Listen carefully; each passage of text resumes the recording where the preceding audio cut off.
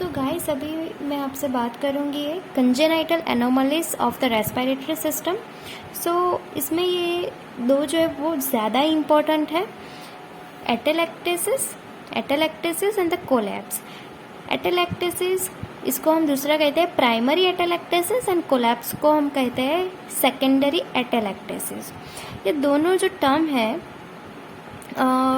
मतलब ये दोनों की जो डेफिनेशन है वो डिफरेंट है। कि एटेलेक्टेसिस जो है वो इनकम्प्लीट एक्सपेंशन ऑफ लंग और a part of a lung, कि उसका जो लंग का जो एक्सपेंशन होता है कि जब हम ब्रीथ करते हैं तब जो उसका वॉल्यूम बढ़ना चाहिए उतना वॉल्यूम नहीं बढ़ेगा, इनकम्प्लीट एक्सपेंशन होगा। ठीक है, तो यस, यहाँ पे लंग जो है वो पहले से ही इमेच्योर है, वो अपना जो एयर है वो ज़्यादा नहीं ले पाएंगे लंग जो है वो।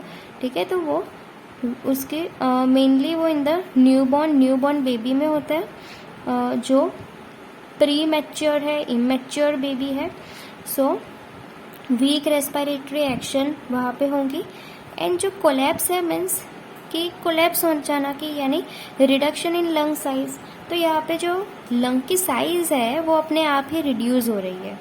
ठीक है, यस, उसका जो एक्सपेंशन है वो नॉर्मल है, बट लंग की जो साइज़ है वो रिड्यूस हो गई कुछ रीजंस की वजह से, हम देखते हैं आगे। ओके, सो एटेलेक्टेसिस यानी incomplete expansion of lung. So causes हम देखें तो प्री मैच्योर बेबी है, then cerebral birth injury during the normal delivery. Okay, and intrauterine hypoxia हो तो फिर ये कंडीशन हो सकती है एटेलेक्टेसिस। दूसरा है कोलैप्स, उसमें जो कॉजेज है तो वो है कंप्रेशन, ऑब्स्ट्रक्शन, यानी लंग जो है वो कंप्रेस हो रहा है, ऑब्स्ट्रक्शन हो गया है लंग में, लंग का जो एयरवे है उसमें कॉन्ट्रैक्शन हो गया है लंग का, lack of pulmonary surfactant. Okay, यानी जो पल्मोनरी सर्फेक्टेंट है वो कौन सिक्रीट करेगा, वो करेंगे न्यूमोसाइट्स जो टाइप 2 होते हैं, बट ये सर्फेक्टेंट ही रिलीज ना हो, इसकी डेफिशिएंसी हो तो भी ये कोलैप्स होगा। और सेकेंडरी एटेलेक्टेसिस हम उसे कहेंगे। इसके मेनली 3 मेजर टाइप्स होते हैं, compression, okay, compressive collapse, okay, because of the compression, so compressive collapse, obstructive collapse, and तीसरा जो है वो है कॉन्ट्रैक्शन कोलैप्स। यहाँ पे ये जो लंग है ना वो मेनली एटेलेक्टेसिस वाले लंग है, यानी ये ग्रोसली हम देखें तो लंग जो है वो स्मॉल है, डार्क ब्लू कलर है, फ्लैशी है। Okay, so in the atelectasis case हमें कुछ इस तरह से लंग दिखाई देंगे। सो हमने कोलैप्स देखा, कोलैप्स के 3 टाइप्स होते हैं मेजर। कॉम्प्रेसिव कोलैप्स होता है, तो यहाँ पे इस फिगर में जो है वो कॉम्प्रेशन दिखाया है। ओके, तो ये जो है वो पैराइटल प्लूरा है, ये मेनली विसरल प्लूरा है, ये दोनों के बीच में स्पेस होती है, तो वो स्पेस जो है उसे हम कहते हैं प्लूरल स्पेस। अब ये प्लूरल स्पेस में ये देखिए ये इफ्यूजन हो गया है, प्लूरल इफ्यूजन हम इस कंडीशन को कहेंगे कि यहाँ पे बहुत सारा फ्लूइड एक्यूमुलेट हो गया है। हीमोथोरैक्स, ठीक है, यहाँ पे मैं कॉज बता रही हूँ कि लंग का कंप्रेशन कौन कौन से कॉजेज की वजह से हो सकता है। तो प्लूरल इफ्यूजन है, हीमोथोरैक्स यानी ब्लीडिंग हो गई इन द प्लूरल स्पेस, न्यूमोथोरैक्स यानी बहुत सारी एयर इकट्ठा हो गई इन the pleural space, intrathoracic tumour हो गया कि जो लंग को कंप्रेस कर रहा है। ओके, देन डायाफ्राम की जो पोजीशन है वो थोड़ी हाई है, स्पाइनल डिफॉर्मिटीज़ है। तो उस सब केसेस में जो हमारा लंग है वो कंप्रेस होगा, जिसकी वजह से वो कोलैप्स हो सकता है। एंड मेनली ये जो लोअर लोब्स वाले जो पार्ट है लंग का, जो लोअर लोब है वो ज़्यादा अफेक्ट होगा देन दी सेंट्रल लोब और अपर लोब। ओके, अब ये जो है दूसरा वो हमारा ऑब्स्ट्रक्टिव कोलैप्स वाला टाइप है, यानी ये रिजॉर्प्शन हो रहा है। ओके, यानी सी यहाँ पे दिखाया है कि जो हमारा एयरवे है वहाँ पे कोई फॉरेन पार्टिकल आ गया, ओके, या तो फिर बहुत ज़्यादा म्यूकस सिक्रीशन हो गया कि जो यस ब्रोंकियल अस्थमा वाली कंडीशन में होता है, तो यहाँ पे ब्लॉकेज हो गया, तो एयर यहाँ पे अपर लोब में नहीं जा पाएगी। तो फिर क्या होगा, ये अपर लोब में जो भी एयर पहले से रेजिडुअल एयर होगी उसका एक्सचेंज हो जाएगा, वो एयर ब्लड में वो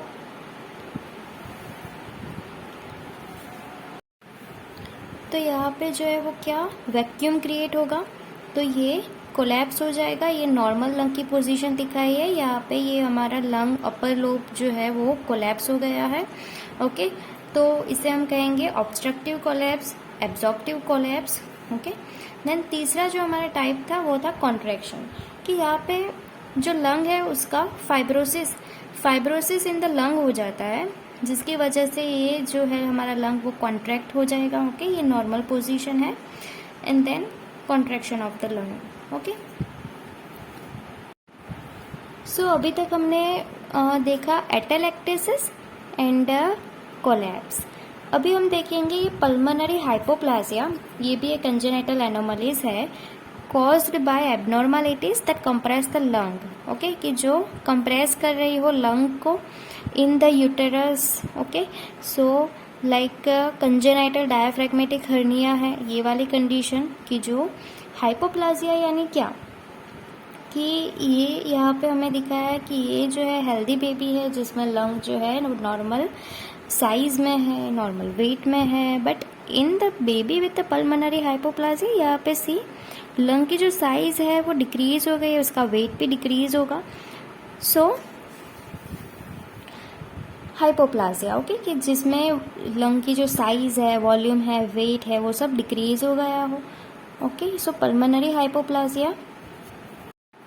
इसके बाद तीसरी जो कंजेनाइटल एनोमली है वो है पल्मोनरी सिक्वेस्ट्रेशन, ओके। अब पहले सिक्वेस्ट्रेशन क्या होता है कि वो एक लंग टिश्यू का ही सेगमेंट होता है, लंग टिश्यू का ही लोब होता है, ओके। सी यहाँ पे ये लोब प्रेजेंट है, एक्स्ट्रा लोब है, ये भी एक्स्ट्रा है लोब, ओके, कि जो मेनली एक्स्ट्रा लोब प्रेजेंट है, ओके। एक्स्ट्रा यानी कि जो जिसकी हमें ज़रूरत नहीं है, वो भी कुछ एक्स्ट्रा टिश्यू यहाँ पे फिट हो गए हैं, ओके। एक्स्ट्रा टिश्यू है कि जो एयरवे सिस्टम के साथ कनेक्ट नहीं है, एज अ लंग टिश्यू ही है, ओके। तो यहाँ पे लंग के अंदर ही प्रेजेंट है तो हम उसे कहेंगे इंट्रा लोबार सिक्वेस्ट्रेशन, लंग के बाहर प्रेजेंट है तो हम उसे कहेंगे extra lobar sequestration, and here extra lobar सब डायाफ्रेगमेटिक सिक्वेस्ट्रेशन। तो ये हो गया हमारा पल्मोनरी सिक्वेस्ट्रेशन कि जो हमें ज़रूरत नहीं है, ओके, फिर भी वो लोब सेगमेंट जो है वो प्रेजेंट है कि जो लंग टिश्यू का है, एयरवे के साथ कनेक्टेड नहीं है। सो अभी तक हमने कौन कौन सी कंजेनाइटल एनोमलीज देखी, तो पहले तो हमने देखा ये एटेलेक्टेसिस एंड कोलैप्स के बारे में, देन हमने देखा hypoplasia, okay, and then sequestration, and fourth one is the congenital cyst, okay.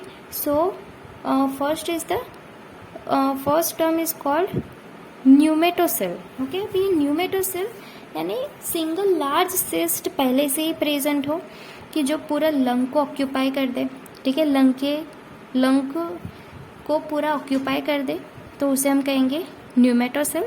Then multiple small cyst present हो सकती है कि जो मेनली स्पॉन्ज लाइक अपीयरेंस होगा लंग का, ओके।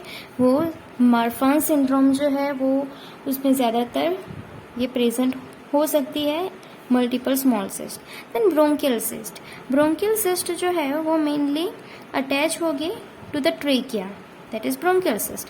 देन कंजेनाइटल, ये मैं जस्ट ऊपर से ही आपको दिखा रही हूँ, यहाँ पे मैं ज़्यादा डीप में नहीं जाऊँगी, okay, because it is very very rare, okay, very rare congenital cyst, and very rare is this congenital cystic adenomatoid malformation, okay, कि जो बिनाइन लंग लीजन है वो एज अ ट्यूमर लाइक होता है, ओके। मैं यहाँ पे ज़्यादा डीप में नहीं जाऊँगी। देन दूसरी ये इम्पॉर्टेंट बात है कि जब सिस्ट हुआ हो वो रप्चर हो जाए, ब्रोंकाई में रप्चर हो जाएगा तो हीमोप्टाइसिस होगा। अब हीमोप्टाइसिस यानी क्या कि ब्लड आएगा इन द स्पूटम एंड जब भी वो प्लूरल कैविटी में रप्चर हो जाएगा हमारा सिस्ट, ओके, तो न्यूमोथोरैक्स यानी yes sir, that is air present in the pleural space, that is pneumothorax. So ये कंडीशन हो सकती है। Thank you.